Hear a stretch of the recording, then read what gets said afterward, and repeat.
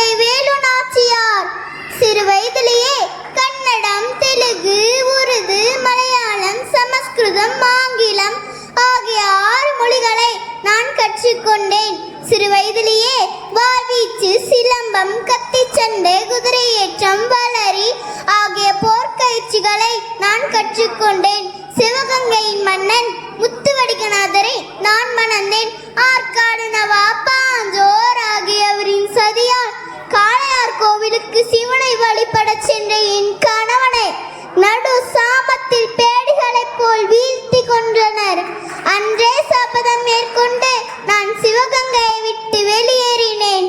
8 ஆண்டுகளுக்கு பிறகு மைசூர் மன்னன் ஹைதர் அலி, மருது சகோதரர்கள் ஆகியவரின் உதவியால் சிவகங்கையின் மீது போர் தொடுத்தேன். விஜயதசமி நாளன்று ராஜராஜேஸ்வரி கோவிலுக்கு எங்களது பெண் படையினருடன் தங்களது உடலில் ஆயுதங்களை மறைத்து வைத்துக் கொண்டு வழிபாட்டிற்கு சென்றோம். தக்க சமயம் பார்த்து எங்களது பெண் படை தளபதி குயிலி தங்களது உடலில் நெய்யை ஊற்றிக்கொண்டு தீயிட்டு ஆங்கிலேயனின் ஆயுத கிடங்கில் குதித்தார். ஆங்கிலேயனின் ஆயுத கிடங்கு மண்ணுக்கு இரையானது. நான் மீண்டும் சிவகங்கையின் ராணியானேன். ஆங்கிலேயன் நாட்டை விட்டு வெளியேறினான். பெண்கள் கோழையாக இருக்கக்கூடாது, என்னை போல் வீரமங்கையாக இருக்க வேண்டும். வெற்றிவேல் வீரவேல், வெற்றிவேல் வீரவேல், வெற்றிவேல் வீரவேல். நன்றி, வணக்கம்.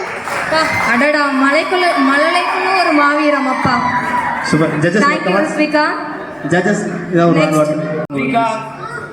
ரொம்ப அருமையா பேசுனீங்க. இங்க இந்த பக்கம் இந்த பக்கம் பாருங்க. ரொம்ப அருமையா பேசுனீங்க. சின்ன குழந்தைய இருந்து நல்ல பலத்த குரல். வேலு நாச்சியார் பத்தி படிச்சிருக்கீங்களா? நீங்க படிச்சிருக்கீங்க. சூப்பரா இருந்தது. உங்களுடைய எல்லா கருத்துக்களுமே ரொம்ப அருமையா இருந்தது. பெண்கள் எதுக்குமே பயப்படக்கூடாது என்ற ஒரு நல்ல கருத்தை சொல்லிருக்கீங்க. எல்லாரும் பலத்த கரவலை எழுப்பி இந்த குழந்தைய பாராட்டலாம். வாழ்த்துக்கள்மா.